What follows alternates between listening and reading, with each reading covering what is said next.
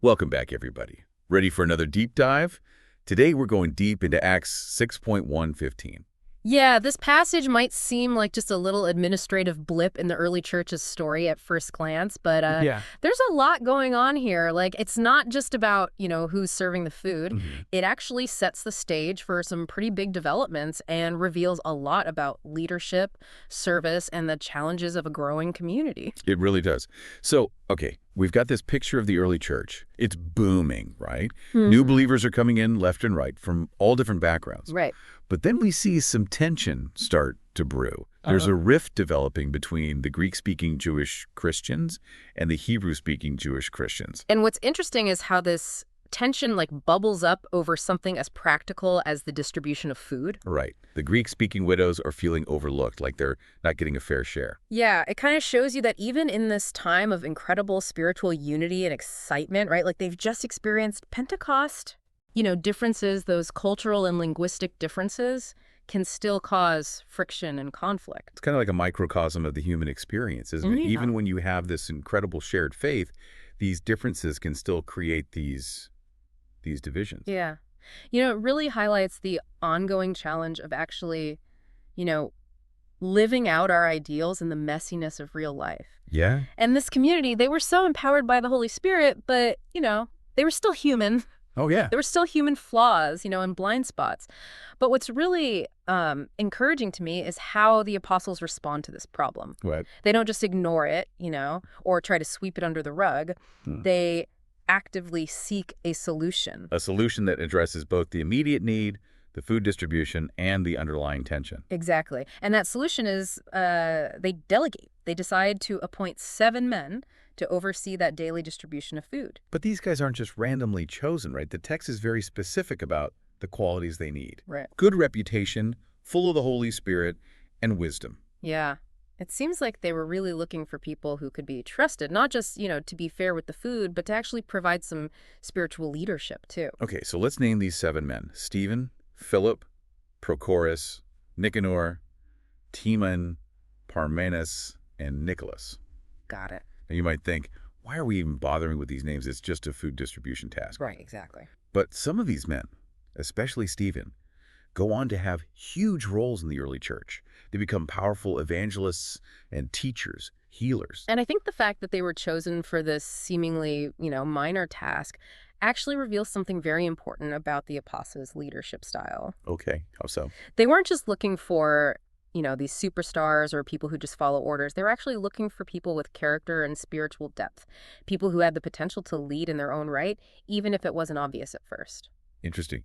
So this simple act of delegation really unleashes this wave of new energy and ministry.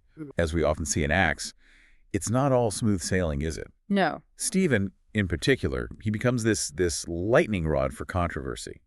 The text describes him as a man full of faith and power, performing great wonders and miracles. But this boldness gets him noticed. Not everyone's happy about it. No, and he starts facing opposition from some specific groups within the Jewish community.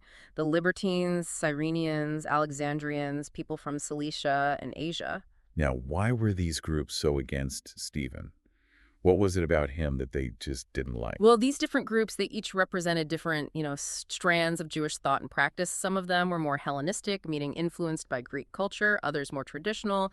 Some of them may have felt like really threatened by Stephen's message, which, directly challenged their understanding of the Messiah and the law. So it's like even within a shared religious tradition, you can still have these really, really deep divisions and disagreements. Absolutely. And instead of trying to have an open and honest debate, these groups resort to some pretty shady tactics. Yeah. Start spreading false rumors, accusing Stephen of blasphemy against Moses and God.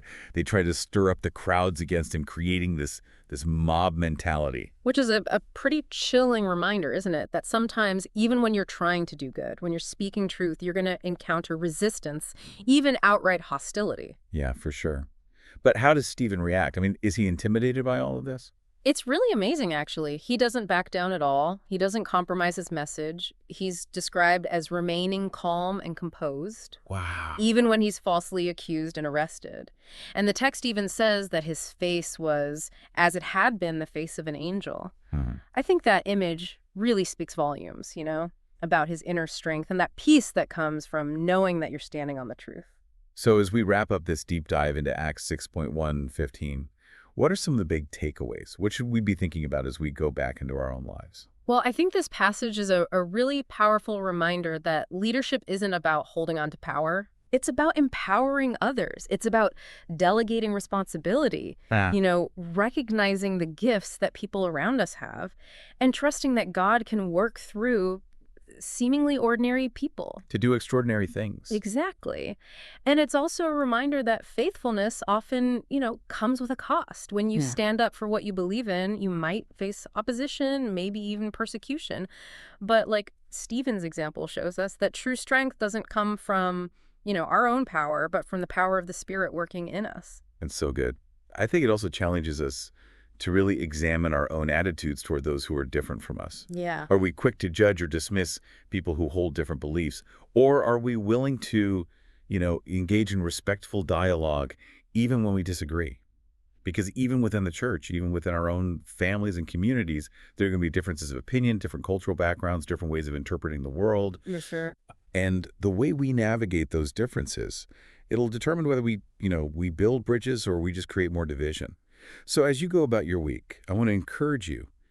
How can you empower others to use their gifts? How can you stand up for truth, even when it's not popular? How can you build bridges of understanding with people who are different from you? Because the story of the early church, this story we see unfolding in Acts 6.1-15, it's a story of challenge and opportunity. And it's a story that honestly continues to unfold in our own lives and communities today. Yeah, that's right. Thanks for joining us on this deep dive. We'll be back next week to explore another fascinating passage. See you then. See you then.